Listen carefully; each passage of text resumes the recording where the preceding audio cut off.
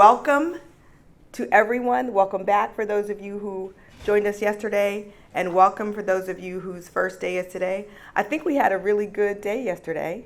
Lots of really good conversation, a lot of good information, and we will continue that work today. So be prepared. Like, who should we actually have sing? Because someone just walked in, and so do you have a song ready? So people who are late get to sing.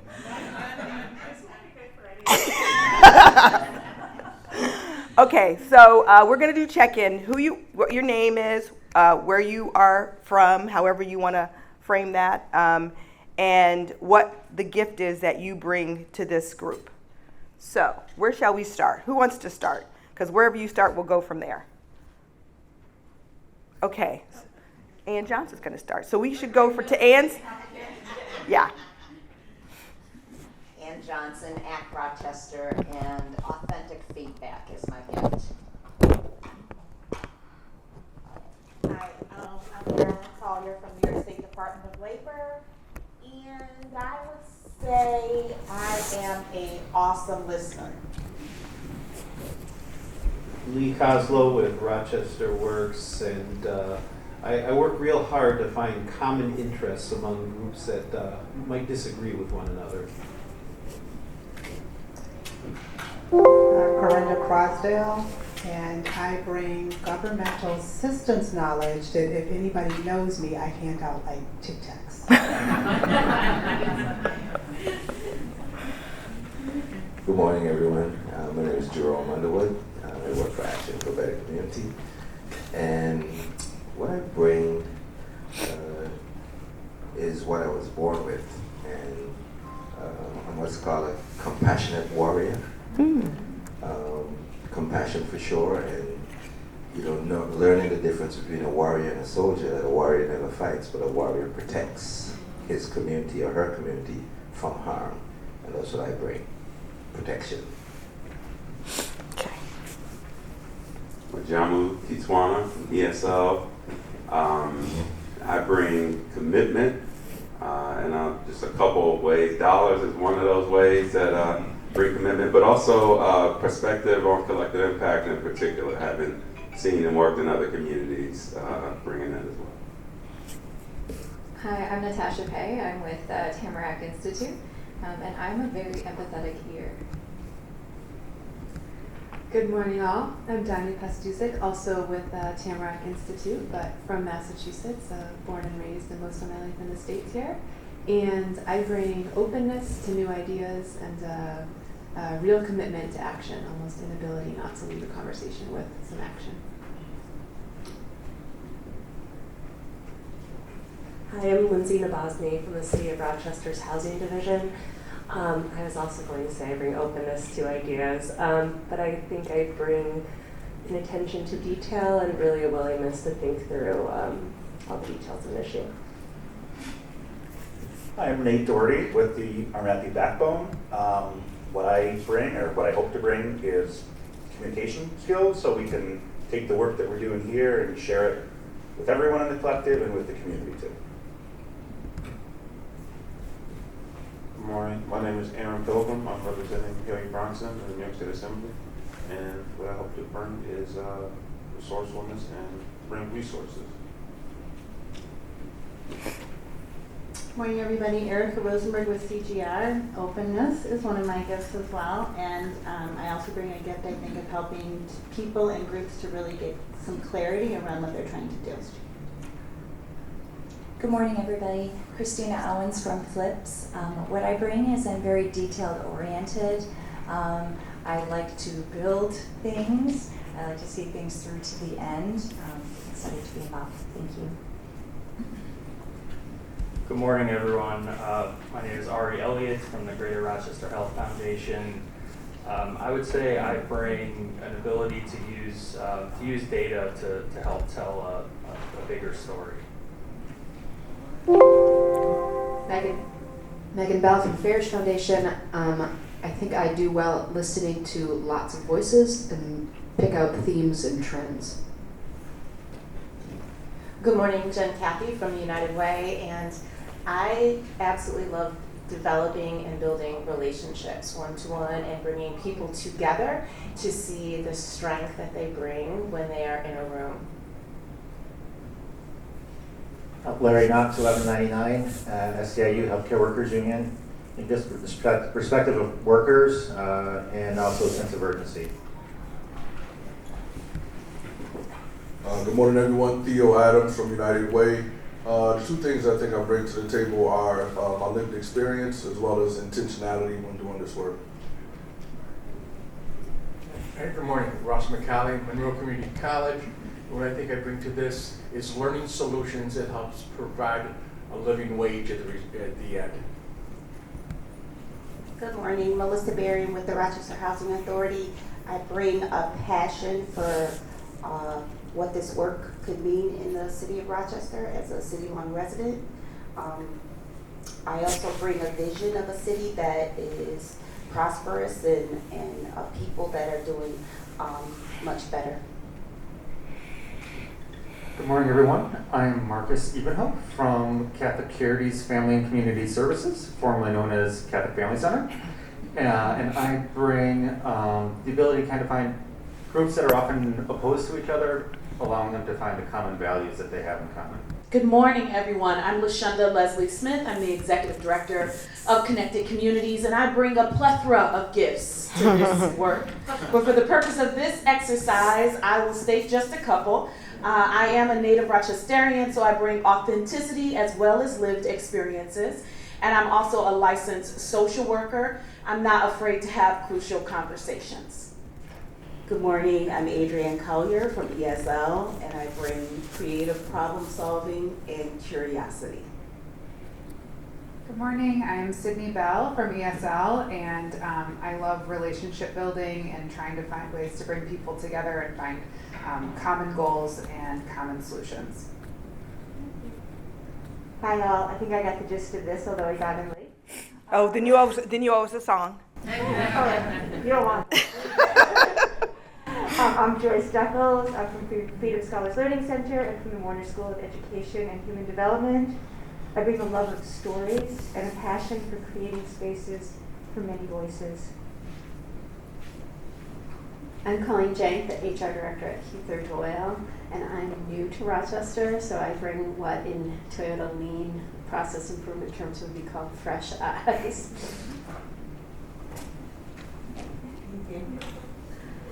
Good morning, everyone. Rachel Sherman at the Wilson Foundation, and I think I bring a willingness to hang in discomfort while bringing a passion for change. Good morning, everyone. My name is Junior Dillion, and I work for the Wilson Foundation. I'm from Birmingham, England, and I bring, I would say, cross-sector provider experience and an international perspective.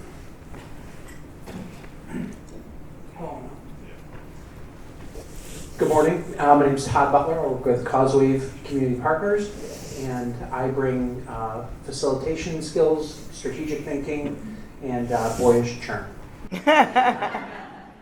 Good morning. I'm Regina Lawrence, the Collective Impact Manager with RMAPI. What I would say I bring to the table, I am a dedicated Rochesterian. I just returned home after 26 years. I am dedicated to using my experiences in community development to assist the residents of Rochester.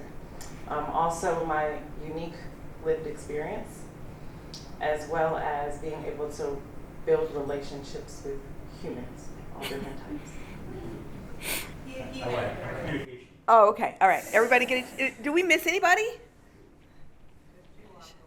Oh, yeah. Oh, yeah. Okay. So I'm Aqua Porter.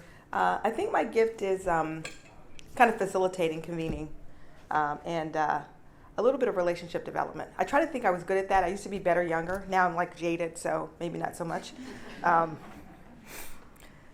Okay, so last night we had a wonderful time at the game. For all of those of you who were there, I think you had a good time.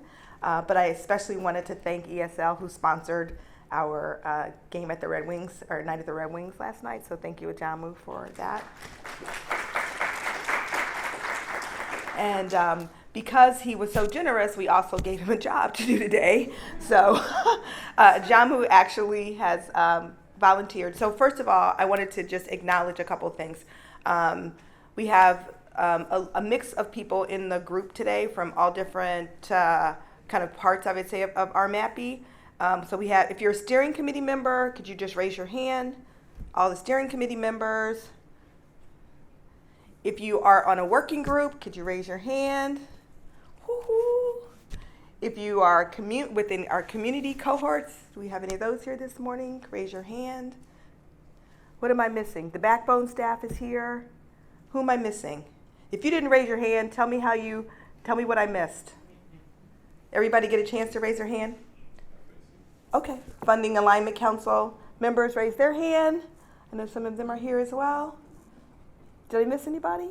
So everybody is kind of in the RMAPI pie today, and we really want to thank you for being here and doing the work. As we said yesterday, RMAPI is a collective, which means all hands get dirty in a good way, like everybody's a part of the work. We certainly want you to leave here today thinking that you are RMAPI and that RMAPI's success depends on how committed and how engaged you are in the work that we're doing. Certainly the backbone staff is not capable of doing the heavy lifting of this huge aspiration that we have for our community.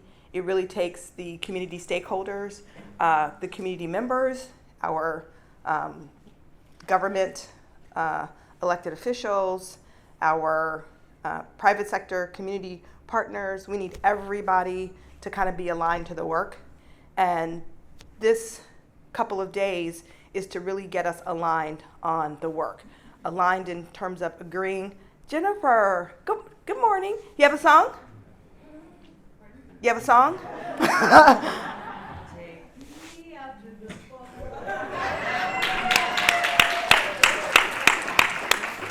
Thank you. Thank you for participating.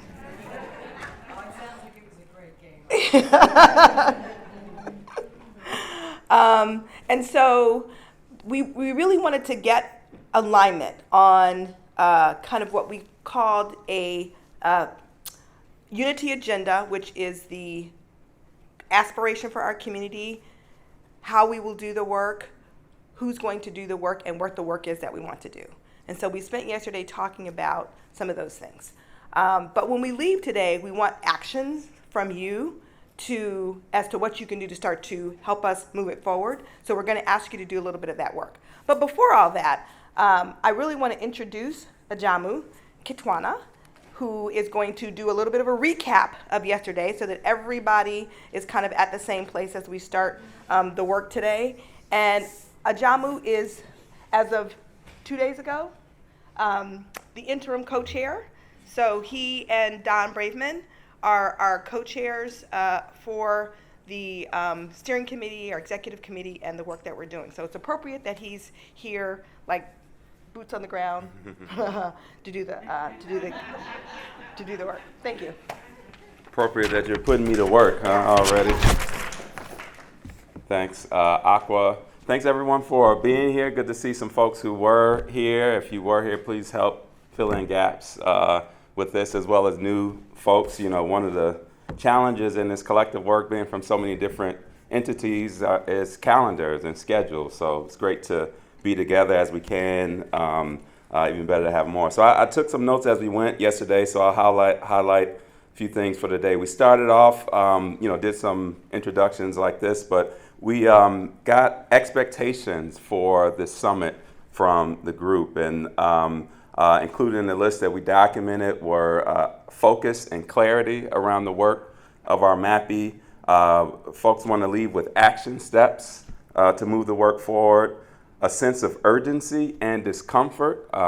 We feel like that's critical to get to action, a strategic outlook, an understanding of how we fit in. Some are looking for that understanding of how they fit into the RMAPI work. Let's see, a renewed and clear call to action for RMAPI, alignment to a shared goal, and then finally, more connection in the work. There's a sense that there's a lot of individual organizations doing work related to anti-poverty, but we are divided in the community. So we're looking for more connection in the work that we're doing. So that was the set of expectations we agreed to and shared. Let me see. Then Aqua did a recap of the principles of collective impact for us, and great job, Aqua. Sounded like a collective impact scholar in that, right? And then said, as she just described, we're in the midst of mission to develop a unity agenda. So we had a common agenda, we're renewing it and also changing the name, the unity agenda. And the principle of a unity agenda is to emphasize the sense of it's not just a document we're creating. We're really going to go through a process and, yes, engage the steering committee and the working groups, but also engage people with lived experience, engage our networks. And the idea is to build this agenda that has kind of, one is a living document, but ongoing buy-in for multiple levels of our community. And that unity agenda will be documented and shared in the fall of this year. So we're in the process of putting that together. A lot of the input we're putting in today will add to that. Then we had the privilege of hearing from some of our scholars and intellectuals in the community, some mini TED Talks. Shout out to our institutions of higher learning. We had, and if you have your flyer here, we had Ted Forsyth from RIT's Department of Criminal Justice, Dr. Marlo Washington from St. John Fisher, and Dr. April Aycock. Also, shout out to Monroe County for providing that expertise. We had some really engaging TED Talks. So we broke up in groups and went in different orders. So I'll report back in the orders, just some highlights in the orders that I attended it. So I started with the Beyond the Headlines, Poverty and Crime with Dr. Forsyth. And you know, the bottom line there is that whereas we generally associate crime with poverty in certain neighborhoods, there's no reason that those have to be aligned and associated together. In fact, it's the legacy of redlining largely and related things that have driven that association in our experience. One just particular specific theme that I took away that, you know, Dr. Forsyth talked about applying in, you know, what can make the difference? When are there communities that might have poverty but not have the same challenges of crime?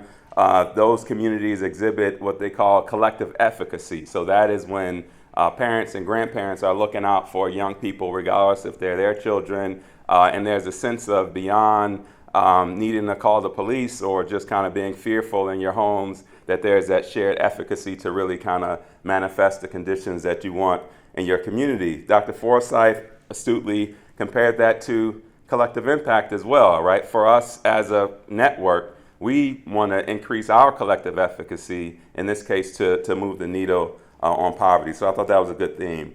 From Dr. Washington, his talk was about leading towards race equity, and Marlo did a good job of doing an authentic dugout talk. So it was like no PowerPoint presentations in the dugout, no, you know, so he just kind of circled up some chairs and had a real frank conversation.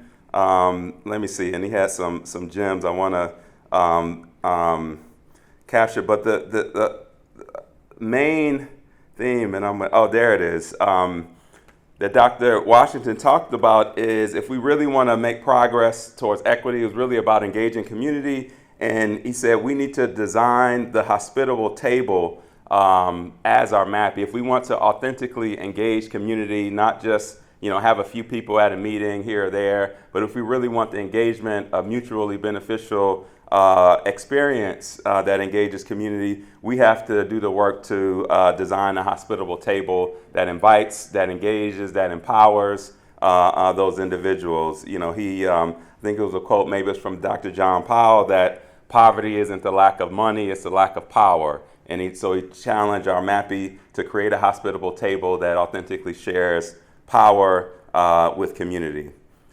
And finally, Dr. April Aycock, and her talk was focused on racialized trauma and equity. I have to shout out Dr. Aycock. I hadn't met her before. She did a great job of speaking from her personal experience. It was extremely moving, her personal lived experience and challenges, as well as, in her case, the resilience. She's obviously done well, and she specifically cited that community embraced her and supported her when those resources weren't necessarily there in her own household. Again, pointing to an opportunity that we have as RMAPI to help many more young people do better, not just be dependent on whatever resources are in their household, but can we create networks and support systems beyond individual households to add to the value for our children and young people in the community. So yeah, I'll stop there. Anything, Vernon, anyone else was here want to add to that section? We had another thing, but before we lose it, if there's anything I missed, if not, I'll move on. Okay, Jennifer. Marlo made the point that community development is done with, and it's based on assets right. of people that you're working with, and that's a model that we might look at as something instead of serving people for their problems. That's right. Great point. That was another great thing. Being thoughtful about community development versus just community service. Right. Great. Another one? Yeah, and just to piggyback off that, the thing that I took away was this concept of toxic charity. And, the idea of going into a community and just kind of prescribing what you think is the solution without really bringing their voices in. And the story he talked about was someone who came in and brought horses for all the kids to ride, and the community was saying, well, who's going to pick up the poop when you leave? And I just thought that was a great analogy. Right. All right, great. So next we heard from our keynote speakers, Danya and Natasha, who come from Tamarack Institute. Let me see, I captured, and they generally shared some experience of other communities using collective impact to address poverty. In fact, they support a network of 400 communities in Canada addressing poverty in their community. So they shared some examples. Before we get there, and I missed the fifth one of these, they talked about Tamarack likes to work in 5 and 10s, and to one of the points of the question of people saying, how can I contribute? What should I be doing here? They listed 5 things. Again, they'll help me with what the fifth one is, that we can be asking ourselves to consider what we might contribute. So one, think about what are my unique gifts that I can deploy. And we all thought about that a little bit this morning. Where am I in my journey? What is my role and how does it apply to this work? And what can I do within that role to help move the work forward? And what was the fifth thing? How can I spread my accountability to others? And feel free to correct the ones that I mistyped the notes on. That's good? What I learned yesterday, though, is I think I want to edit the question to be, how can I spread my accountability, but how can I spread my belief, too? As I'm sitting here listening to this check-in, there is so much belief, there is so much aspiration, and that's more contagious in all the good ways than accountability is. So I would edit it to say belief and aspiration and accountability. Great. I love that. So they shared a couple examples of where it's working in communities they've worked with across 400 cities. For me, a couple of things that stood out in the examples. One was the intentionality and importance of really having cross-sector representation. 25% business community representation, 25% social sector, 25% community, and 25% government at the table. They shared one example where there was a group that was social sector and government and gotten together on anti-poverty. They developed a living wage kind of agenda and treated us to share with the community to help address poverty. They released it and got a lot of negative feedback from community and business. What is this? Questions or what have you undermined it. They went back, brought business and community to the table, went through a process to consider what those needs are, and still got to a living wage, but got to it in a way where there was community consensus and the community was ready to move forward. So I thought that was powerful in terms of what the importance of the process, the importance of the principles of collective impact to move our work forward. We also learned about mobility from poverty as shared, and I think we all got the pre-reading supported from the Urban Institute. So we learned more about their framework of mobility from poverty. I think there is interest, and I think there was support yesterday to reframe our goal beyond just reducing poverty by 50% in 15 years to increasing upward mobility. And so some of the discussion yesterday supported or provided some context for what that would mean, what that could mean for us. Also yesterday we heard a lot, and I don't see Miss Inez Burns here today, but Ms. Burns took a moment. In fact, this was we had begun to review our problem statement, our common agenda, and one of the areas of questions that came up, and I think we'll get a chance to address it today, was a lack of specificity. So the principles were right, but they were high-level principles, and I think as a group we talked about how can we make this specific to Rochester's community, Rochester's challenge, and Rochester's solutions. And Ms. Burns specifically said a couple things. One big aha for me is that she had just completed an 8-week leadership development program at the city of Rochester. I see the city is represented here today. And she said all of those trained leaders should have been in this room, should be part of this process, and they hadn't been. And that's a good point. They should have been. I wish we'd known they'd done it and had engaged those leaders. She also talked about some of the challenges in her neighborhood at Market View Heights, not having access to a summer program and other things as well. But it was a good, I think, reminder to us of the reality in the community on the ground that relates to the work that we're working on. Yeah, and those are the highlights. Like I said, the problem statement, the common agenda, the theory of change, made some progress, but also got a lot of feedback in terms of how can we get specific for our community, and I think we'll have an opportunity to add some of those specifics and comments, et cetera, today. So you didn't give me a time limit, so I don't know how I did. I hope that was fine. Okay. All right, great. And one more thing, actually, before I go, I think I want to just take a moment. Again, as Aqua said, I am the interim, and interim piece is important, for the duration for part of this year up to December of this year, and we'll be working hard, doing good work between now and then, getting ready for a new leadership structure, not only new leadership, but embracing the governance structure, which the steering committee recently approved. But I want to just take a moment on behalf of the collective to thank our outgoing co-chair, Mr. Jerome Underwood. And Jerome, come up here for a second. And so Jerome's not retiring. He's still in the work, so we don't have to make this too drawn out and dramatic.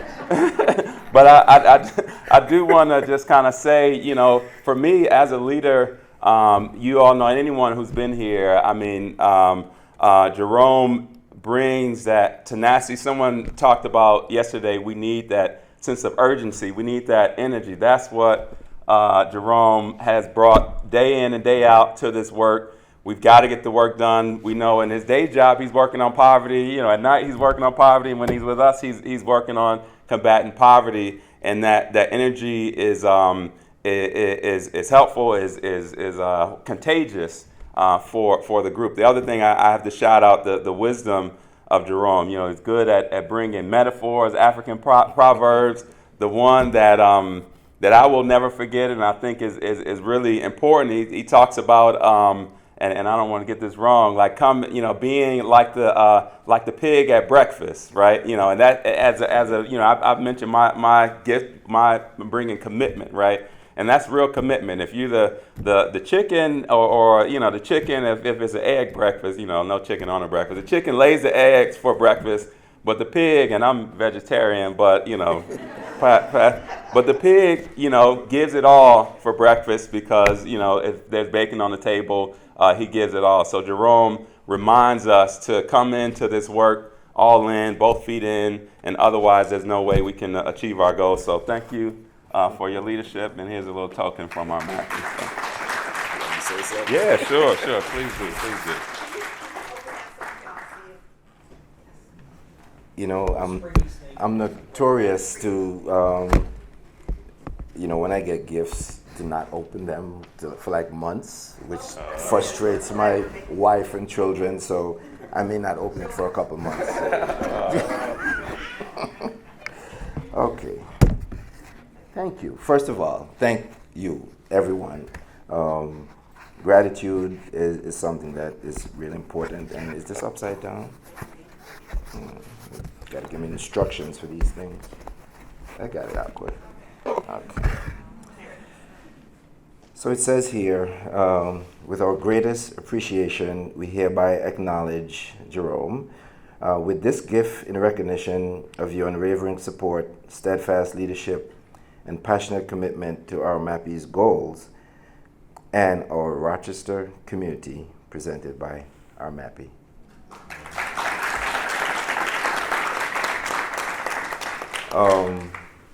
So I'll say something that's not from African tradition, followed up with African tradition.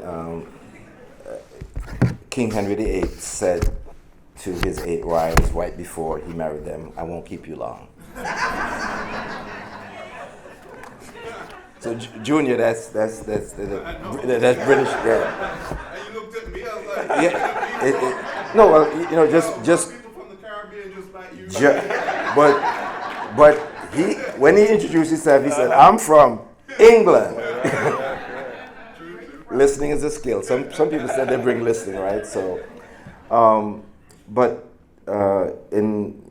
a study of African history and spirituality, and when I said I'm a compassionate warrior, it's from the Akan tradition, because the day that you're born is really, really, really important in African tradition. And so in knowledge of self, I was born on a Tuesday. So it's called your Kladin, and my Kladin is that you're born on Tuesday, you're a compassionate warrior. And again, I mentioned warriors don't fight, soldiers fight. A warrior protects his or her community. So my wife and I, just this morning, we were talking about, just coming into your purpose. And I've been in Rochester for a long time, 37 years actually, and a couple people in this room know me almost all of the time. Jennifer is one of them, almost all of that time. And it took me a while to get to human service work, about 20 years actually, because I worked in finance and in banking for a long time. But during that time, my volunteer work was doing work with children through football, what Americans call soccer, because that's how I got here. So in terms of just what your purpose is in working on behalf of others is clearly what mine is. And, as I mentioned to Erica, just when we were coming in the room, he said, we work on poverty only on days that end in a Y. Just those days. And so working, like I said, I'm stepping down because change is good. And to step aside and let other people lead is a good thing. And we believe in that rotation and fresh ideas, but we're not leaving the work. We're allowing space for other leaders like Ajamu and others to come and arise while we still push our shoulder to the plow only on days that end in a Y. Thank you very much.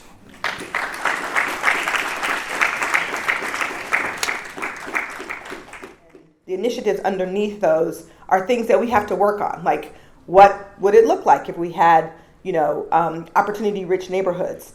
And some of that work for those statements, I think I didn't do a really good job yesterday of explaining that the framework that these theory of change statements came from really were a variation on the framework that the Urban Institute has built. And so they built several of those statements in a way that we took and kind of fleshed them out a little bit more specifically for our community, maybe not completely in a way that represents Rochester, but more toward what we thought, the Theory of Change team thought could be aspirational statements that reflected this targeted universalism approach.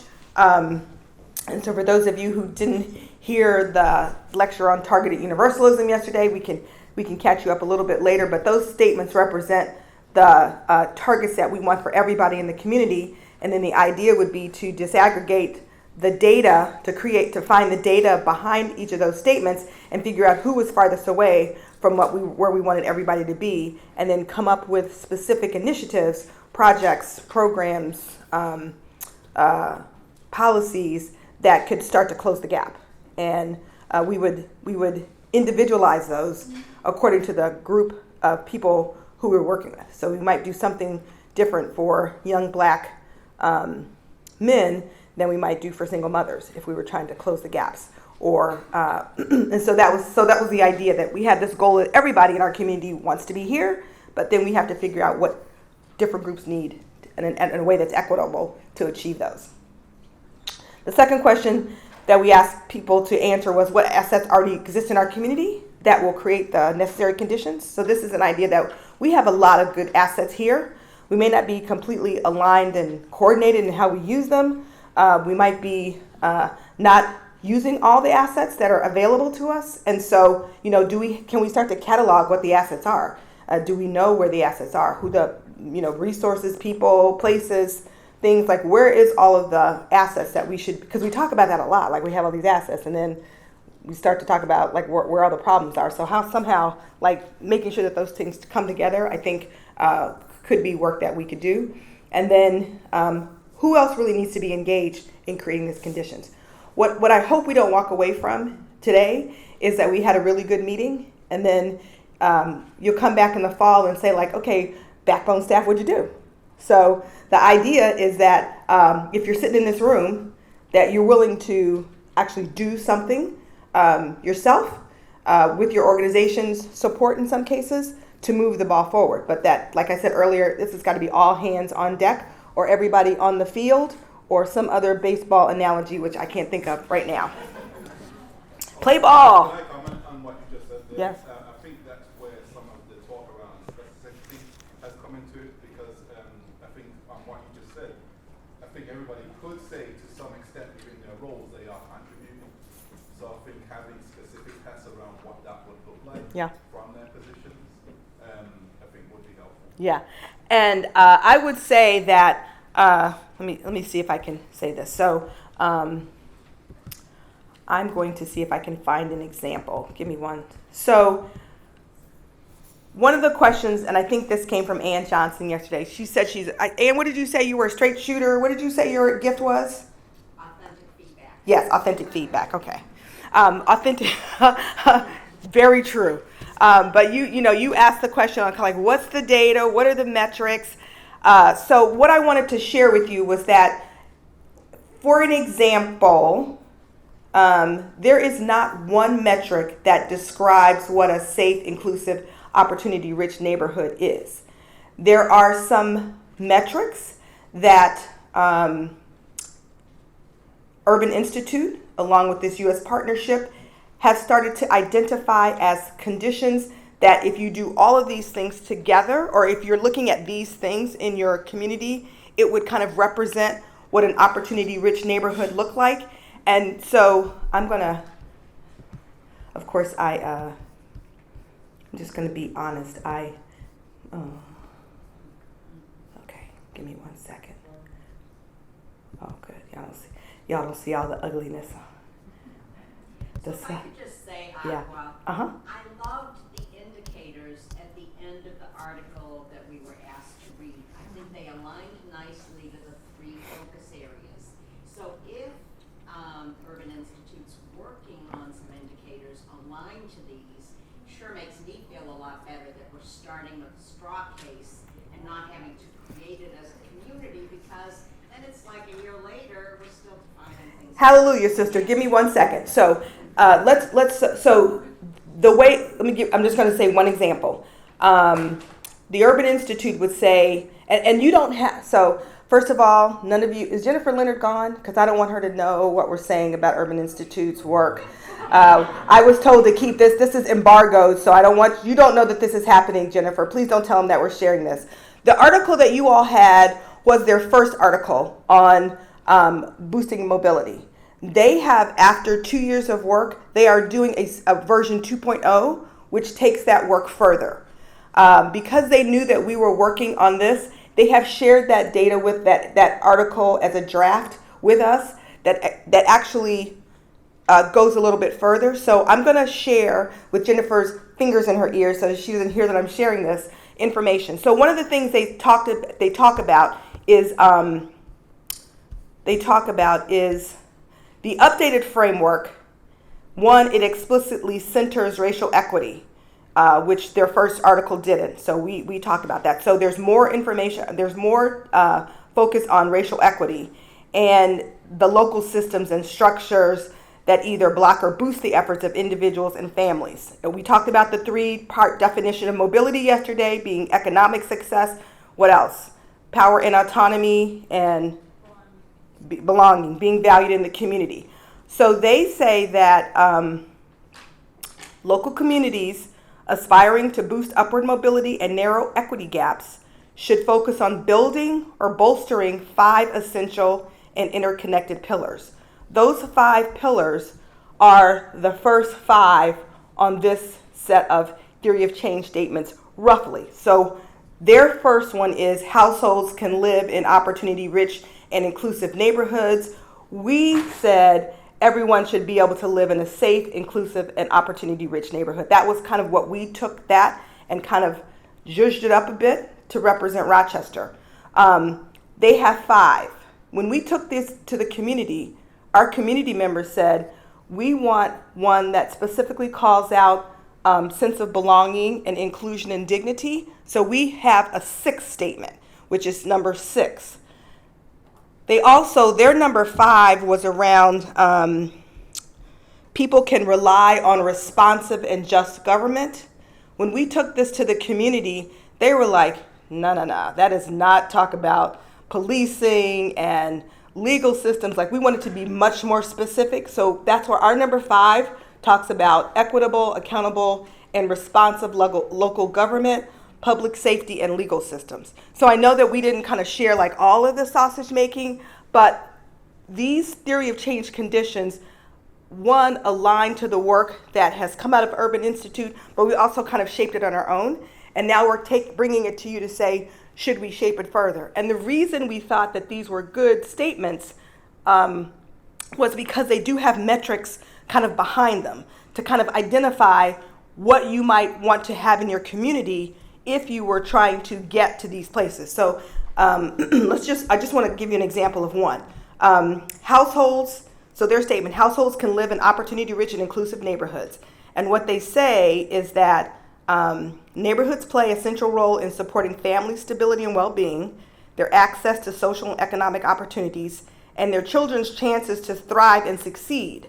Neighborhoods are where children experience critical stages of social, emotional, and physical development, where social ties form, and where people access resources and life opportunities.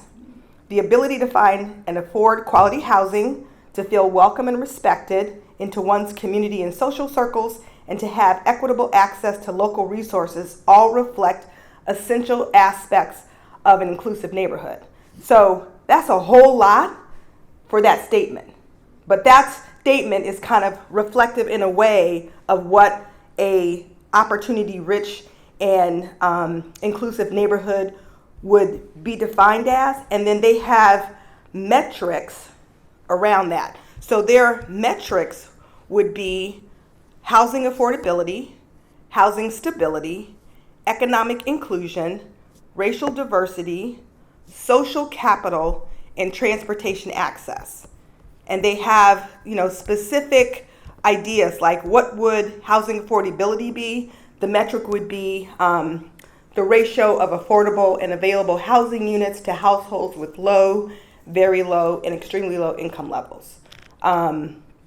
Economic inclusion might look like share of people experiencing poverty who live in high poverty neighborhoods. So for each of their statements, which we've judged up, the sixth one we have to work on ourselves because they didn't have a sixth statement. There is some guidance that we can use if we choose to accept some of these kind of aspirations and make them our own, so that we don't have to start at the very beginning, right? Like there's data that Urban Institute is collecting. A lot of this data is kind of available nationally. We can get some of it locally, and we can start to compare ourselves in our own community and to other communities who are doing this work to say, are we, are there other communities making progress and we can learn from them, or are we making progress and they can learn from us? So I think that there's the opportunity for us to take this work a little bit further. I just wanted to say that because I didn't want people to think like this was Aqua's work, or the Theory of Change team just kind of came up with these like 6 statements and it didn't have any kind of thought or science or any of that thing behind it. And it doesn't mean that we're limited to this, but there's a place to start. So, does that help? By the way, one of the examples was around, theirs was young people and adults can pursue rewarding work. And our statement 3 is everyone should be able to engage in rewarding work that provides dignity and builds financial security. So I'm just saying we kind of changed the language around that we thought would more represent us here. Jamu, I'm sorry. Just a comment. Thanks for that context. So it sounds like there's more coming around these conditions, measures, etc. I don't know, and maybe we can ask Junior. I don't know if we sufficiently addressed, I think, what his question was. And what I heard from Junior's question is that let's say we accept all of these, probably everybody in this room could say we're already doing stuff that's helping to do that. So it doesn't, and so we can all write on the page what we're already doing, but obviously if we're just doing what we're already doing, that's not creating the change that needs to happen.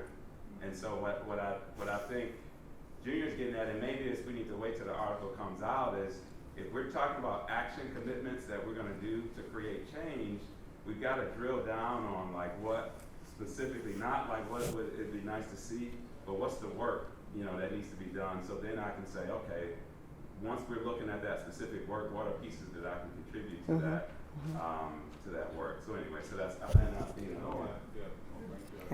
that as well. And I think that leads also into that. I can't remember what the exact phrase was, but it came earlier about this kind of shared accountability or having others be accountable with you. You have to really know what you're going after to bring others on board with that as well.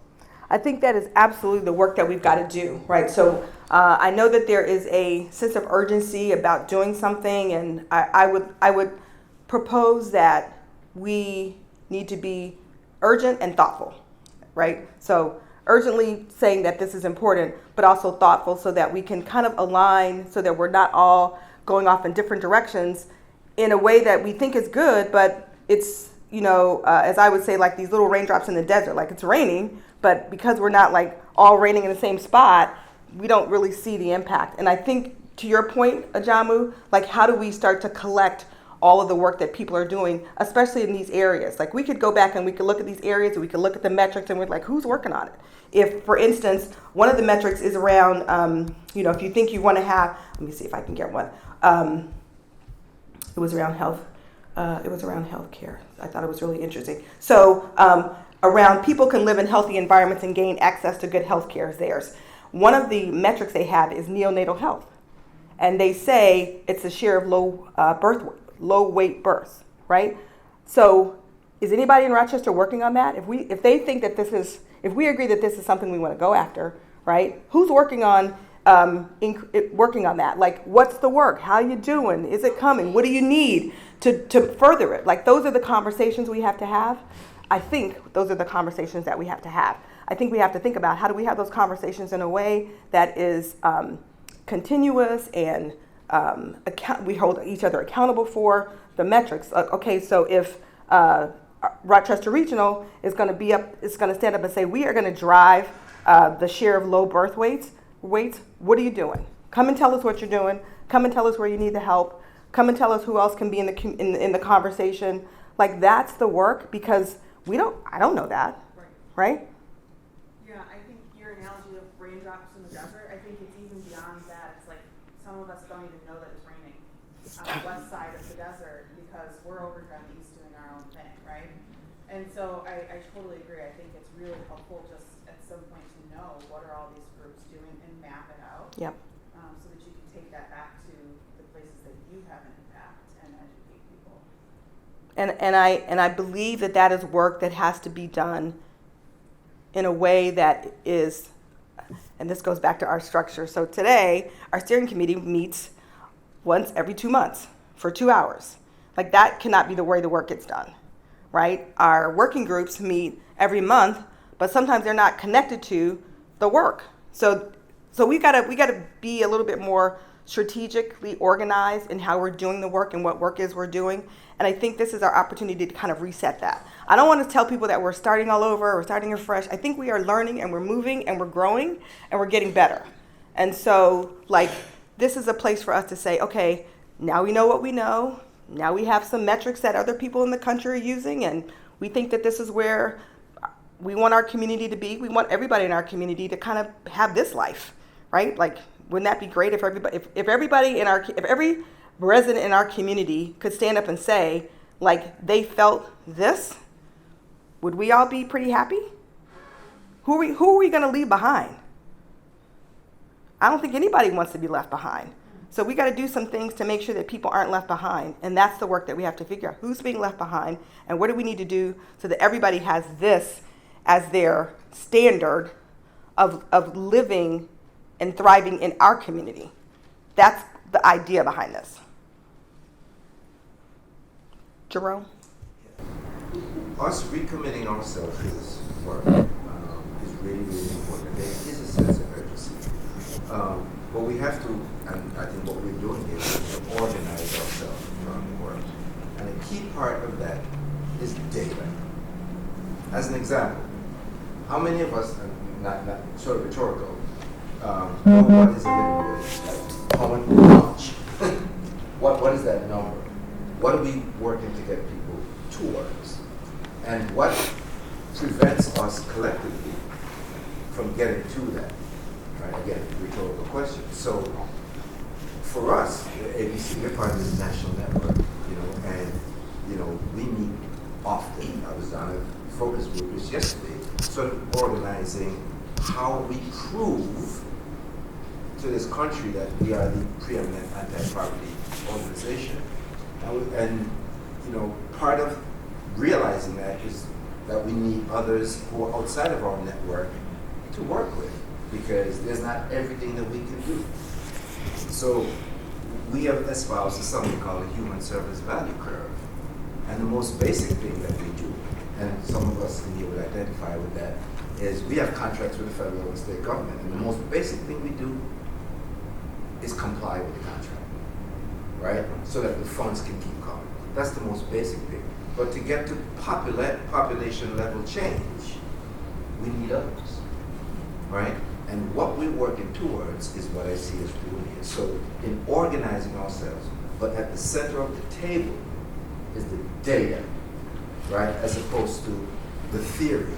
But we have to have a theory, so and then when we apply the theory to the data, because that's why I'm so looking forward to the report card, because there's some specific things, and if somebody says, I'm going to work on that curve,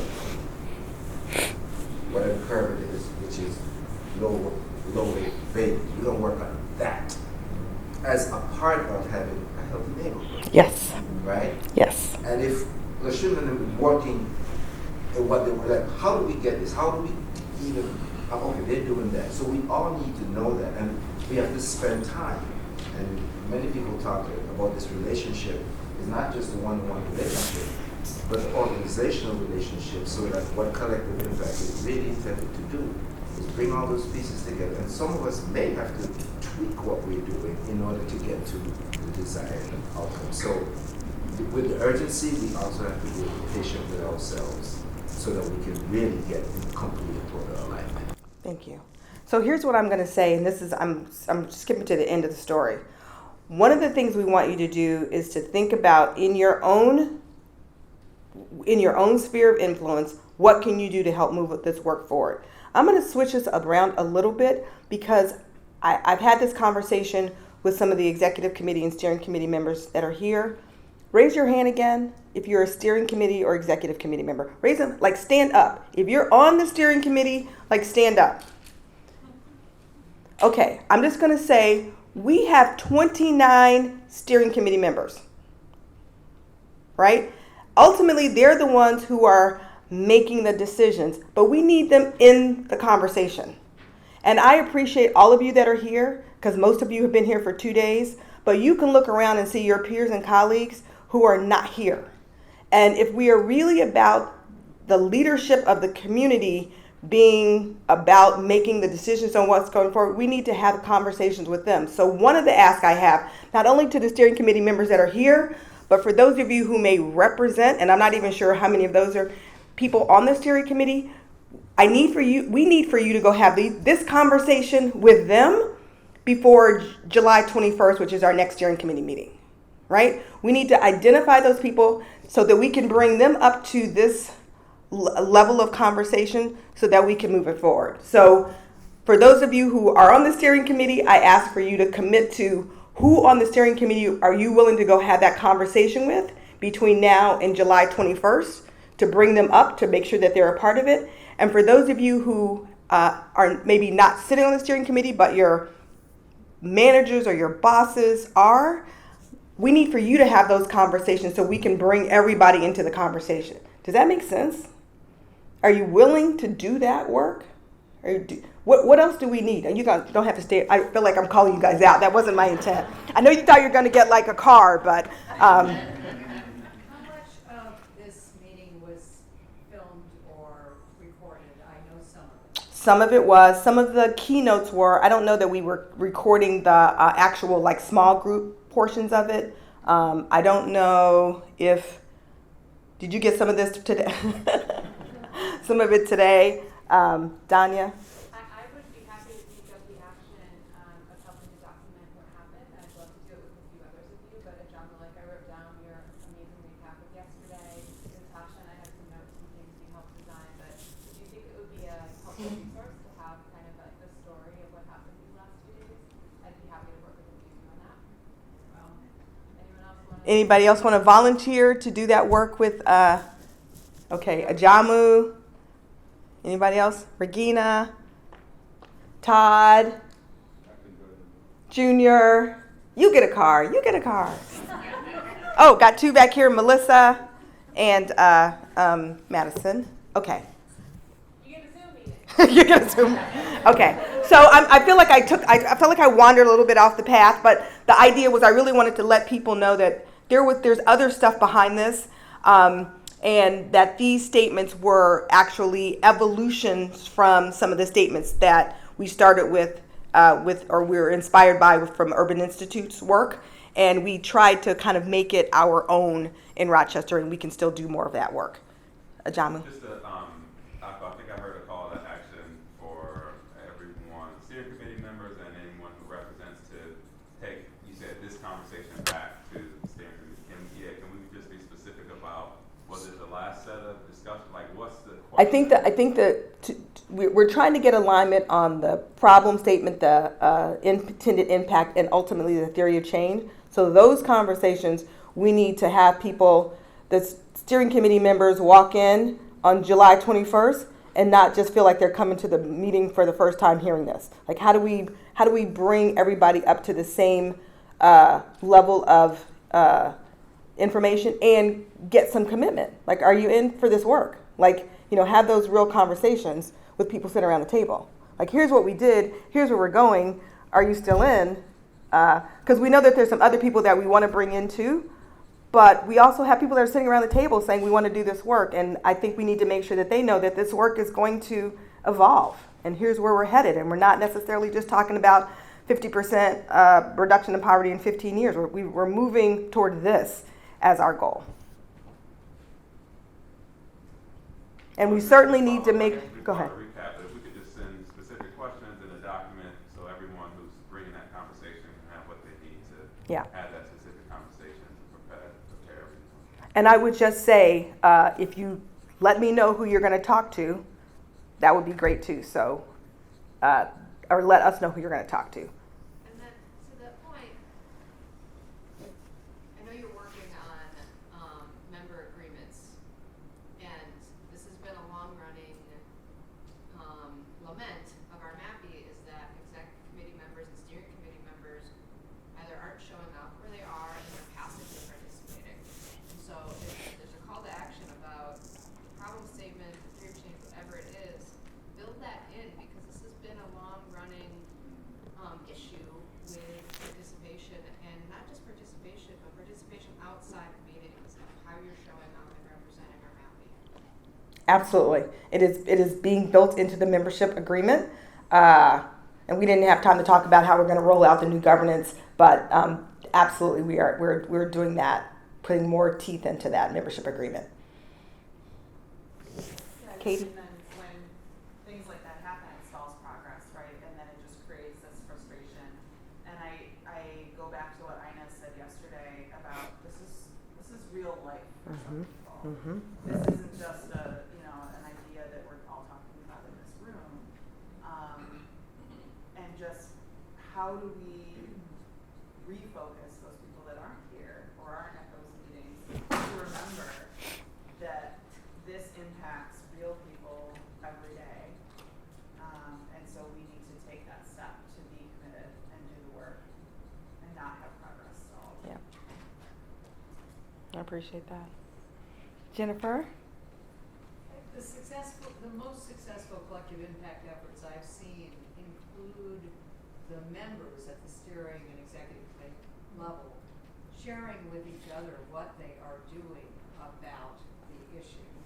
And if you could get the issue focused enough so that they can bring that, they can listen to recommendations, find collaborators, and it propels the work forward. The hard part is if everybody's always sort of looking straight at the front of the room instead of talking to each other about what they're bringing to the table or could and what they need from everybody else. So I just wanted to say it's hard in a 2-hour steering committee meeting when you're hearing, I'm one of the people who can be a little intolerant of the process, and so when I hear about another change in governance and so forth, I'm just going, Whenever we're going to get to some work. Talk about how we're going to get to this. Yeah. Because, I'd sort of like sorry, Brenda, hold your ears. I sort of like a more responsive government myself, right? I don't want to think our local government's working very well. And the parties that support it in the political process aren't working well.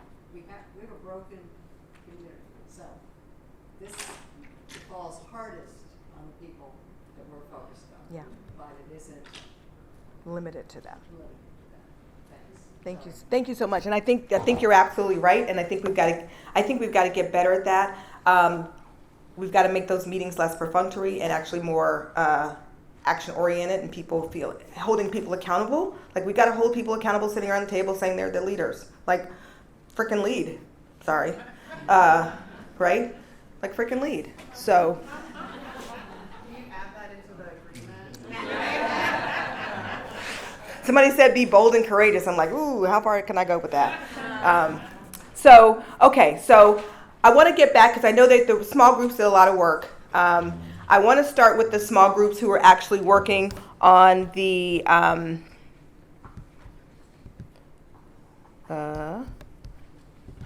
let's see, what if I go forward?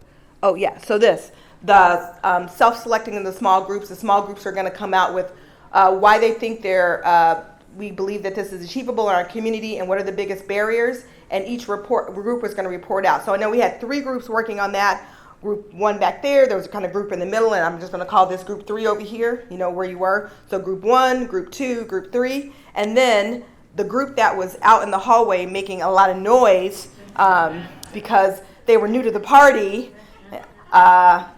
They weren't blurry from like yesterday. So we're going to have you report your kind of thoughts out because I know you kind of were focusing in on the problem statement and the intended impact statement and some of the theory of change. So we're going to let you kind of report out at the end. Hopefully by then you've had somebody who's going to do the report. I don't know who that's going to be. But we have about 45 minutes before we're done, and I have no lunch, so you have to leave at noon. So if each group could take 5, so that's 20. I would like for Danya and Natasha to have a few minutes because they have some observations and some thoughts about what they've seen over the past couple of days, and hopefully they will leave us with a little bit of a locker room talk, going back to the theory. Like after the game's over, you want to have a little chat about how the game went. So they're going to do a little bit of that locker room, coaches talk for us at the end. So we want to make sure we leave time for that. And I'm going to do this because I'm going to forget if I don't do it. I really just want to thank the staff, the Backbone staff, who did an amazing job of pulling this together. They did a lot of hard work with like some crazy guidance from me, like we should have a summit in 2 months, and they were like, "Are you insane?" And we're not going to have any tables, and and they were like, "She's crazy." So they went with it, and I think that we've had a really successful 2 days, and so I really wanted to just thank you all for all that. Okay.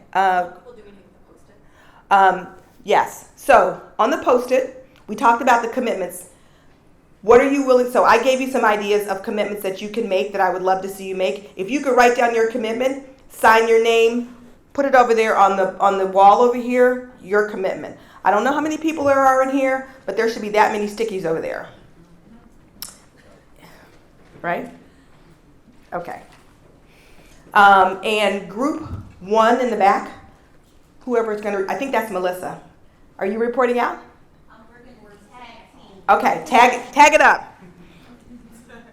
The theory of change we all thought was kind of lofty, but Christina felt it was shooting for perfection and obtaining excellence along the way. So I thought that was a good way of thinking about the theory of change. There were things that we felt were missing from the theory of change, which is mental health language, specific mental health language, living wage language, and then maybe to think about building in transition for benefit loss with a special focus for disabilities and the aging. I can tag team this part for sure. Okay, so talking about our achievements here. So we just know that this is a pivotal moment in our community in terms of investments, funding, all of us in this space together today talking about that we know we have resources in this community, but it's about the alignment between the industries and the leaders, government leaders as well, in understanding the need to provide solutions to community members who deserve that. And workforce education as well.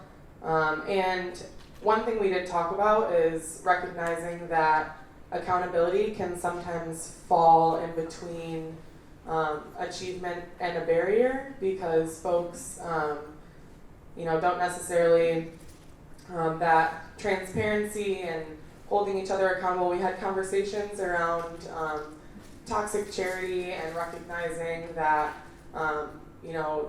if you look at it, the bigger picture of things, our hope is that we're kind of working ourselves out of a job, right? When our community is rich in resources, is rich in funding and jobs and education and resources, there wouldn't be such an immense need for all of us to step up so much. And I think sometimes that gets lost. And then in terms of barriers, we talked about the politics that go into things. Funding is always a stressor, but again, when we talk about alignment and bringing those groups together, we'd have a better understanding of how to go about that. A lack of vision and lack of continuity there it is, okay, across agencies. I also don't have my glasses on, so I'm sorry. And lack of collaboration, and again, that falls into the transparency conversation. And as we heard Inez talk about, just a lack of community involvement.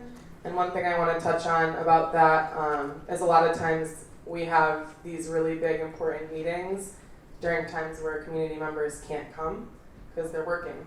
and taking care of their children and doing these things. So recognizing that we may have to make adjustments to that to provide that accessibility to those folks.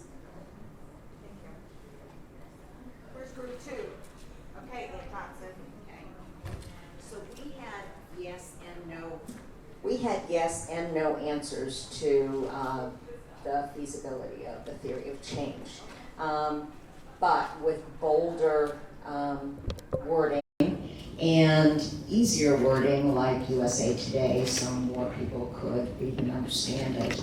And with your update of the Urban Institute, I think those are underway. But the main reason we thought the timing was good for this is because we're being propelled not only by local needs, but by national issues that are making every community rethink where they are. So COVID, the gun legislation, the Supreme Court politicalization, all the racial visibility, and knowing that there are resources, one-time resources coming to the community makes it the right time to come together as a group, have a theory of change, and to harness the energy that many groups are engaging in. So that was our yes. Our no, our barriers was around the fact that people who are able to attend are typically people like us, and there's probably not anyone in this room who isn't being paid by their employer to be here. So if you aren't being paid, then it's your personal passion. And so how do you get people like the Inez's, with just a stipend, how do you make things so that this type of meeting isn't like, oh my gosh, I can't sit here for a day of time. And then how do you reach to the retired wealthy folks who don't need to come? And the business folks who are busy building product. So how do you really creatively look at engaging in a way that's with them, but that other people get to hear, so that we get to have the quarter of attendees to participate, because I think that's what's going to be critical. You'll get a lot of checkmark yeses, we agree, and as you mentioned about the steering committee and their involvement, you make sure that people really are going to deliver, and you'd rather have a no than a person who's not going to follow through. So we think it's possible, but there's a whole big challenge as to how to do it.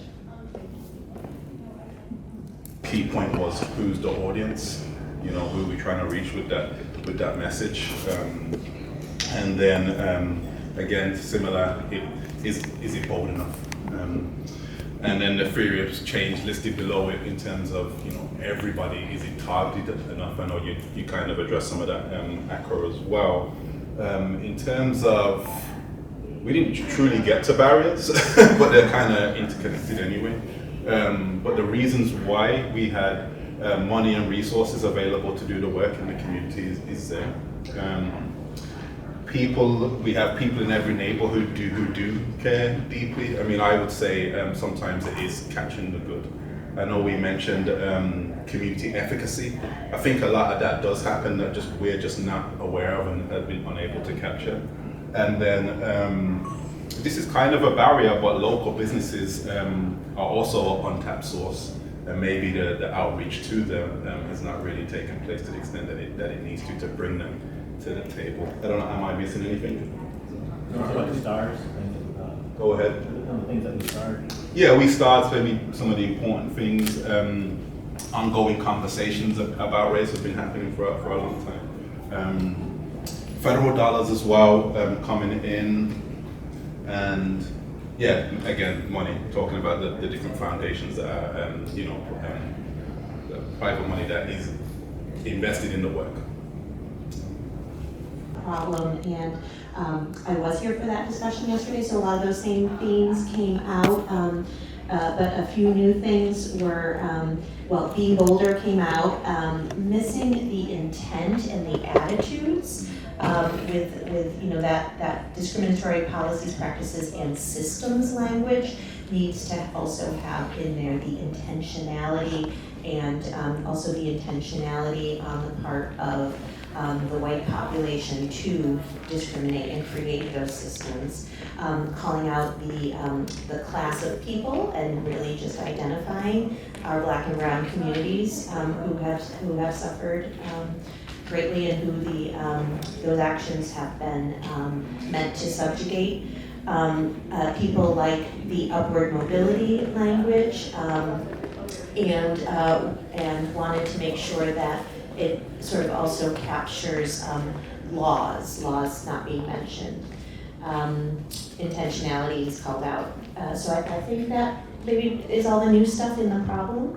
The intended impact, there were comments around parallelism, sort of paralleling, that word is not right, taking the problem and then having the impact being in parallel to the description of the problem. Just outcomes, and there was a comment about perhaps having a definition of terms that racial equity may not mean the same thing to all. Just outcomes may need some definition. We talked a lot about language, calling people into the work, a little bit about the politics of, sort of where some people, unfortunately, white people not involved and not knowledgeable would be pushed away by some language that came up. Anybody want to add anything on those two topics, or I'll go on to theory of change?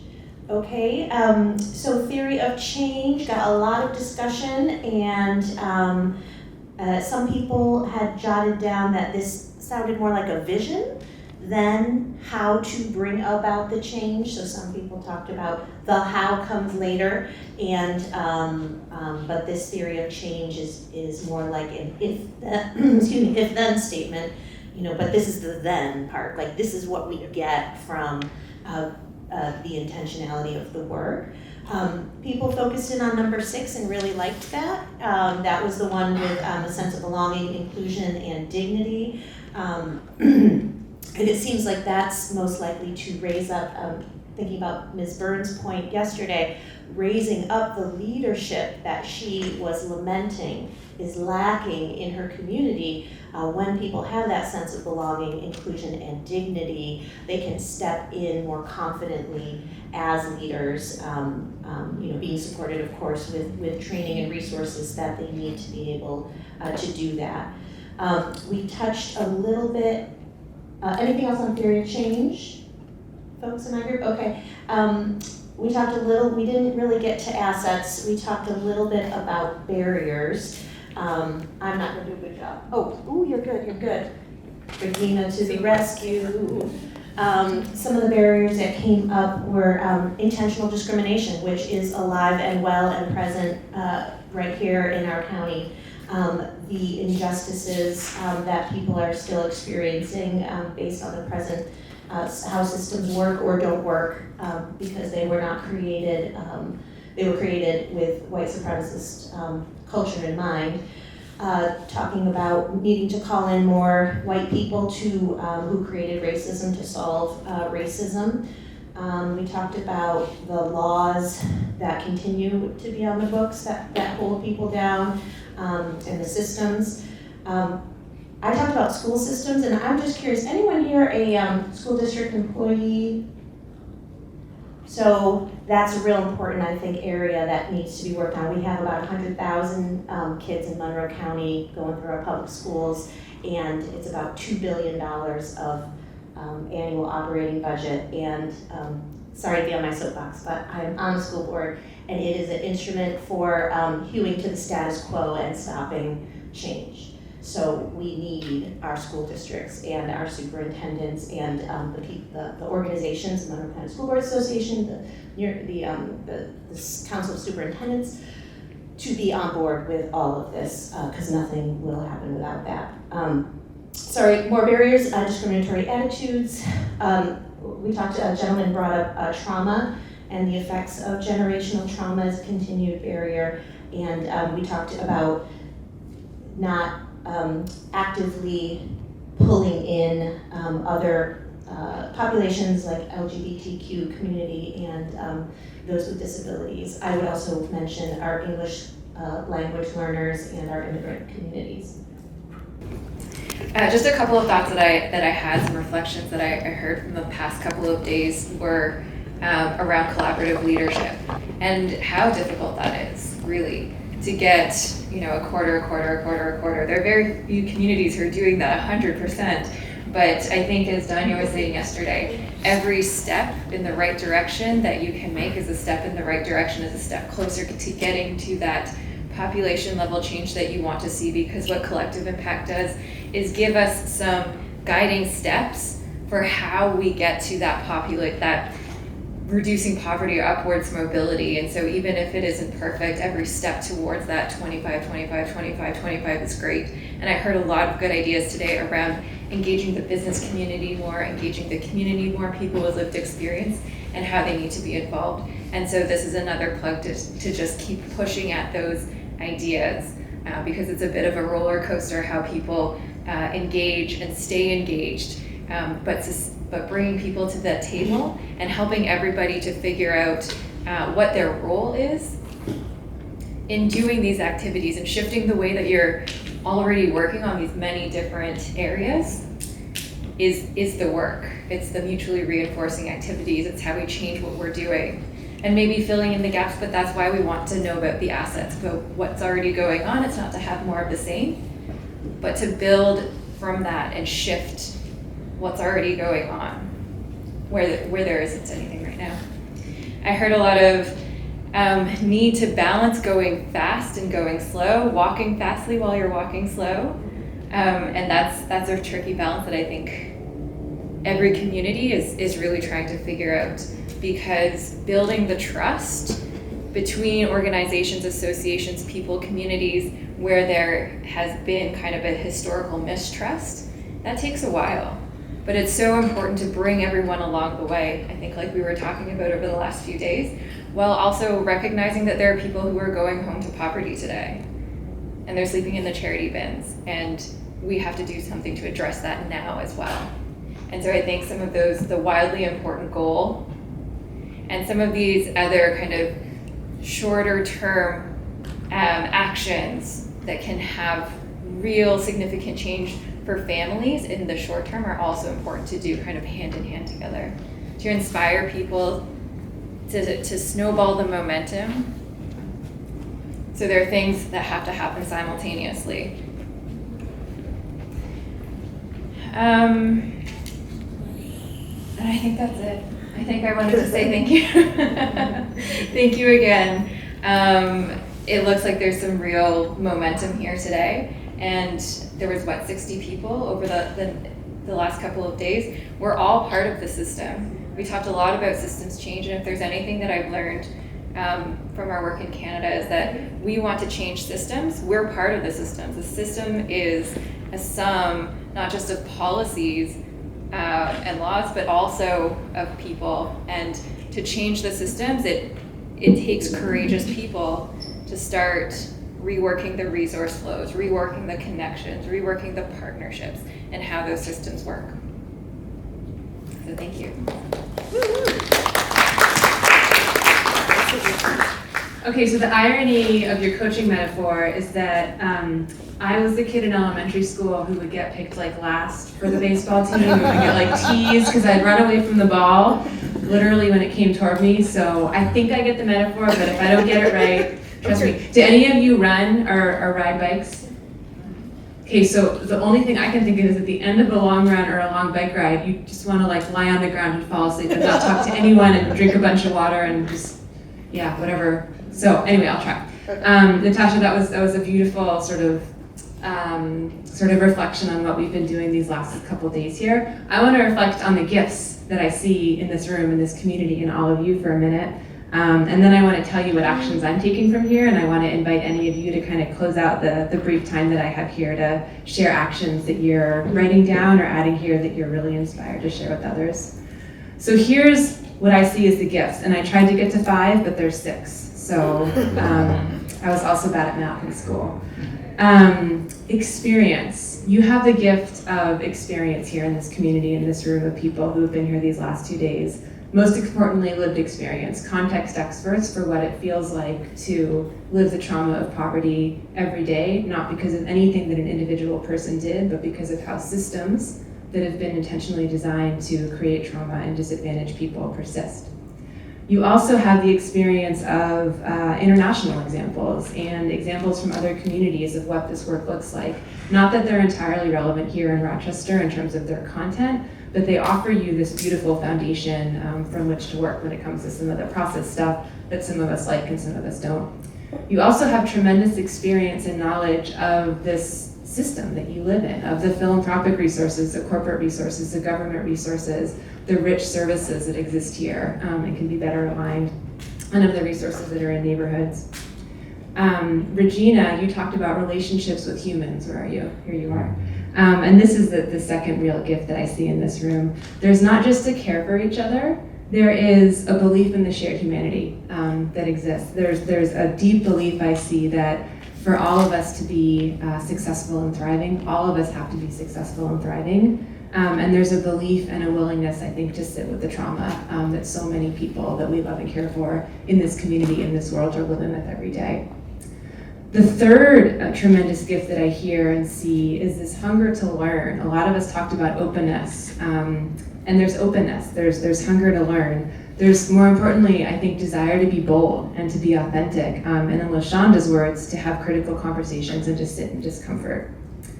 There is an orientation to specificity here, to aligned action, to taking all the things that are happening, but not just sitting with them, really understanding how they can interact, how they do interact, how they can interact better, and to making them more than the sum of their parts. There is a force of national and international work sitting behind you. You know, Urban Institute has come up here. Rock the Future, and I know some of you are involved with that, has a tremendous relationship with Strive Together, which is a network that I know really well from my time in Utah. You have Tamarack, you have other assets that I'm missing, not because they're not valuable, but because I just don't know what they all are, and I don't want to talk for too long, but you have resources around process. You have resources to help you think about the indicators and the performance measures around how to design the meetings, around how to map this ecosystem of service providers, should you choose to do more work on that, around many, many things. And I just encourage you to call upon that ecosystem of national providers. I don't think we're just providers. I think we're working to create a movement that demands something better, that demands the world that this country, that demands the country that this country was imagined to be, but isn't just yet. So I encourage you to draw upon those resources. And then you've got the aspiration, you've got the belief, and you're holding this tension between the urgency of doing what needs to happen now because people are living in dire circumstances and the long-term work. I want to apologize yesterday, I think, for putting out a narrative that's really harmful, which is that this work can take generations, that this is generational work. It might be, but I really want to apologize for putting that out because we can't think of it that way. I think we have to think about it, if I take anything from these last couple of days, as something urgent and as something that we need to act every day with urgency on. So, thank you. I hope you feel uplifted, maybe not by this speech because I'm not an orator, but at least by the power of what's in this room and the assets that you all bring. My commitments are going to be to work with Regina, Todd, Melissa Jr., and Ajamu on trying to document the story of what you've all done these last 2 days. I'm going to work with my team at Tamarack around updating some of our resources, around creating partnership tables that are joyful, compensated, accessible, delicious, and productive places to be. And I'm going to make sure with Natasha to provide some resources that might be helpful early next week. Anyone else want to share actions that they're particularly excited to be taking on or that they're already doing but they've written down and they just want to uplift so that others are aware? So next week is ACT Rochester's annual report card event, and my commitment is to, in the process of the meeting, challenge people when they are re-engaged by RMAPI to join in whatever effort they're asked for. regarding setting a unity agenda and changing what we talk about as poverty to upward mobility. And that gives me an opportunity to get to a bunch of people and use this directly before I retire, July 8th. Oh. Thank you. To continue to agitate. And agitate, because in order to comfort the afflicted, we must afflict the comfortable. Well, our new governance model that we just approved includes expanding the steering committee so that about 25% of the steering committee is made up of, is comprised of context experts. And so we want to bring that voice to the table in a way that makes them feel like they are valued and that their contributions are valued, and that the folks others that are sitting around the table can welcome them and include them. So we're trying to build a community leadership academy to start to close the gap to make sure that those things can happen. So help us out. If you're interested, you can sign your name. The other thing, oh, by the way,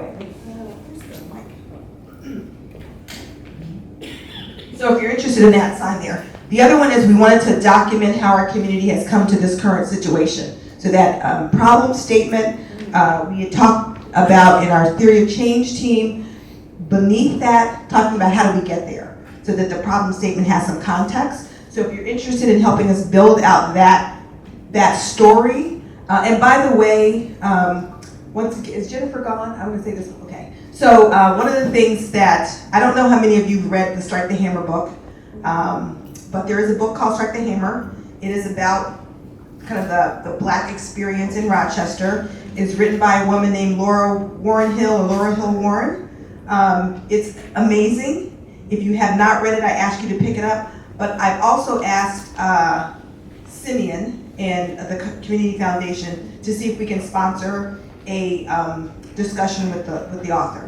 So I think that helps us to talk about how we've gotten here and bringing more people to the table. Yes. I just wanted to point out there's another discussion happening with Justin Murphy. Justin Murphy's book on the 16th of June. So his book is called, what's the book called? Your Children Are Greatly in Danger. Your Children Are Greatly in Danger. So Corinda's on the panel. That is being sponsored by Pat Stone. Yep, it's Pat. And it's going to be at the Old Lyric Theater on East, which is now, I forgot what the name of it is, but you can register if anybody for that event. I think it's 2:30ish on the 16th, right? Close? Okay. So there's another way to kind of learn if you want to kind of bring people into what's kind of going on and how we've gotten there. One opportunity is there, another we're trying to plan. Hopefully we'll make it happen. But Corinda, I'm scared. I'm bringing friends. Like I'm signing up other people. There's a strong connection between Rothstein's book, Color of Law, Hill's book, and Justin's book. All of them align. So if you get an opportunity to sit down and read all of them, Strike the Hammer it was an easy read. You'll get through it pretty quickly, but it really puts these other issues in context. And I would add, many of you must know this, Shane Wiegand has the local version of Color of Law with the local source documents and does an hour talk, and it's been recorded in a number of locations. So I didn't have this up here. I'm thinking out loud, but I think that our RMAPI should intentionally think about having some kind of a racial equity working group that really is intentionally around how do we have this conversation about race and race equity in this community. I think we have to figure out how to do that. I don't have all the answers. If anybody's interested, I would say that that's number 7. If you're interested in kind of working on that idea of what that might look like for our RMAPI, let us know. The other thing is around bringing support and empowering Miss Inez's neighborhood. I know some of you signed up. I know Katie sent me a note last night. I know Ajamu had a conversation with Miss Inez. I don't know who else might have been there, but she help, right? Help bring those resources there. We do want to collect some local data, and so we've got to think about what that's going to be. I know our data and evaluation work, I see you're back there, Erica, like those metrics we were talking about, we should really think about, how might we do that for this community, and where is that data, and what would it take to collect data that we don't already have, so that we kind of have a baseline if that's where we decide to go. For those of you, there was a conversation, at least in the Urban Institute second version of the article, about how do we get to living wages, and how do we maybe recognize those employers who are making their way that way. We have a Level Up Champion program, which we started last year with the WIG. We have about, Nate, how many organizations do we have that are signed up now? 90. So we were at 75, we're at 90. We are expanding this program this year. We would love to get to 150. Level Up means that the end of the answer isn't 15. The end of the answer is when we get to a community of employers who are paying living wages as a minimum. And so we are expanding this program to honor, to recognize those employers that are leveling up. And so you will hear more about that, but if you have an opportunity to have conversations with other employers in the area who may not know about this, who may be at 15 or thinking about moving up, leveling up, then we need to contact them. And we're specifically trying to have a goal of trying to get at least 15, is it 15? I think it's 15. 15 private sector businesses to be a part of this Level Up Champions program. So that's called out. And then the last one is mapping what's happening across Rochester to end poverty. So this conversation of Katie's doing something on neonatal health, somebody else is doing something on education, somebody else is doing something on transportation. We know all those things are kind of important, but we're not collectively having that conversation. Jennifer called us out. We know that we should be having these conversations with leaders talking across. We got to figure out how to do that, and mapping and being able to document kind of what's going on. So if you're interested in being involved, just come and put your name next to this, or take a sticky note and put it up here with your name next to it, and then we can make sure that we start to pull you into that work. Okay, my watches are working. What time is it? 11:50. Okay, so we got 10 minutes before everybody has to go somewhere. You don't have to go home, but you gotta go somewhere because we got no food for you. Any comments from anybody before we leave? Are we done sharing action commitments? No, not like you. Okay, yeah. And by the way, this is this is helpful, right? So anyone who couldn't think of an action commitments, there are 6 opportunities to help with. But I'd love to share mine 5. I'm inspired by time right now to go. I don't know about 10s. That's the longest, but so 1 is to help with the meeting recap of the summit, to volunteer for. 2, serve as the interim chair, of course, as we spoke of. 3, I want to suggest and advocate for some repeatable practices that RMAPI backbone us can introduce to help organize the work. I love how Jerome mentioned, we got the work, but we want to organize how we do the work, right? So I want to try to contribute there. I will ask my systems integration colleagues how they can help, in particular with, we've been talking a lot about how do we meet the immediate needs of people. Our community has invested millions in building a system to meet the needs of, we do not need to invent it for RMAPI. I'd love for us to connect with systems integration and intentionally. They were supposed to be here, by the way. Okay, intentionally leverage that. And I will also, and this was already scheduled, but I will join Aqua to meet with our Chamber of Commerce to talk about how can we better engage business leaders in RMAPI. So those are 5. Thank you. Larry? I was going to say, Eric, I just wrote down Chamber of Commerce follow-up. I didn't know that was even happening. Yeah. As soon as you said there's only trying to get private businesses, I'm glad that's already happening. Anybody else anything on your heart or your mind before we end? Yes, Christina?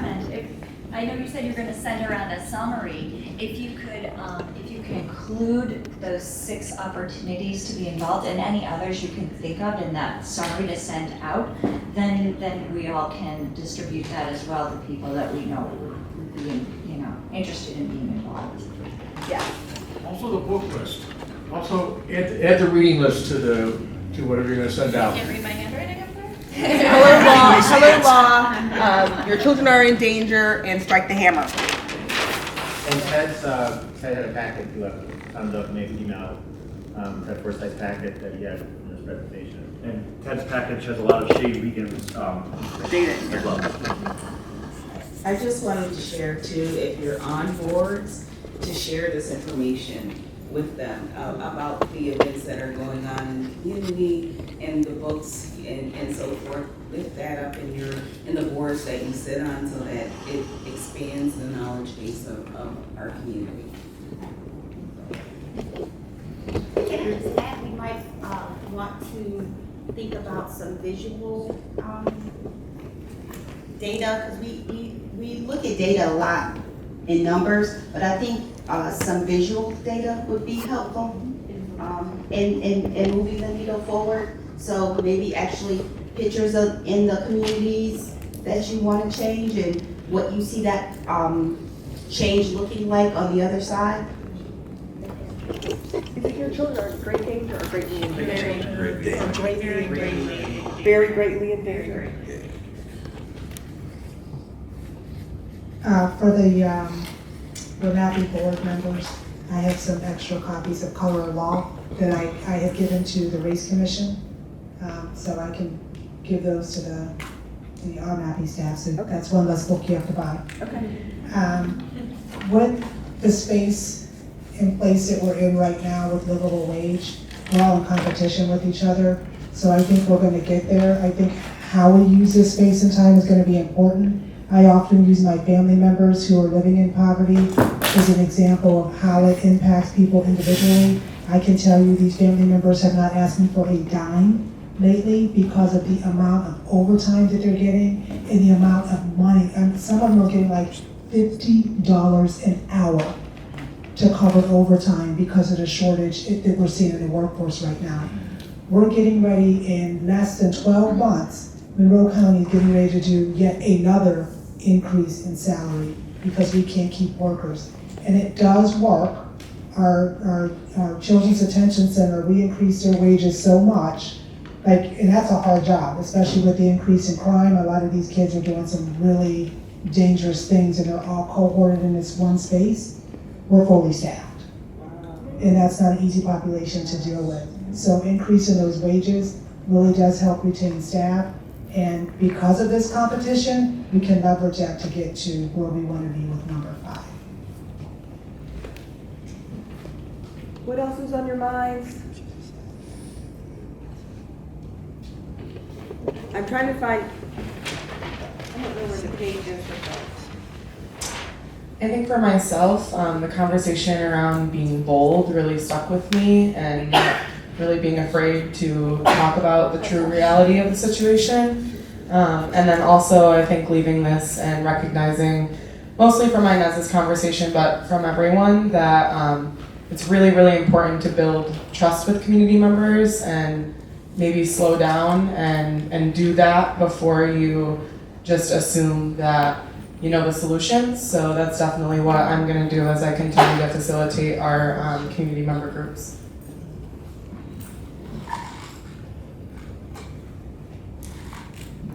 So this conversation about race and racism, I was talking with John Wu last night at the game about a conversation that we had at our board meeting around what happened in Buffalo and the effects of interpersonal racism. And so one of my commitments that I'll add to the commitment I already put up there is to continue that conversation with my board and to keep bringing this topic up with my white colleagues and make a personal commitment for myself and others to try to figure out how to learn how to get better at addressing racist statements when they're made in exclusively white company, and knowing how to deal with those and not just pretend that they didn't happen. I guess I would just want to shout out to those folks who are engaged in advocacy, because there have been some real successes at the New York State Legislature and I follow the Children's Agenda, for example, who is just right at the forefront of advocacy for children, getting increases in funding. They're working right now on decreasing school suspensions, and we are going to all see that who've had long-term suspensions across our entire county at a much increased disproportionate rate, just based on some, those numbers haven't been reported to the state yet, but based on what I'm hearing across school boards. So keeping up, supporting advocacy, signing those petitions, sending your dollars, your charitable dollars to places that are doing advocacy work, because it is really connecting with our New York State legislature on a number of fronts. Okay. Oh, is there more? You have something?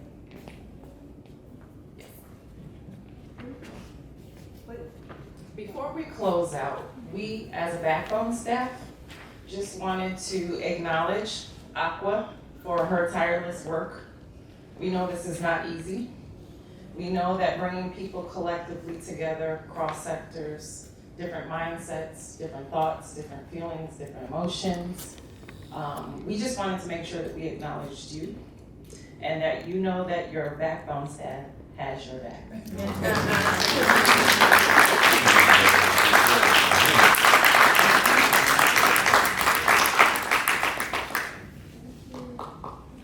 I love me a good gift.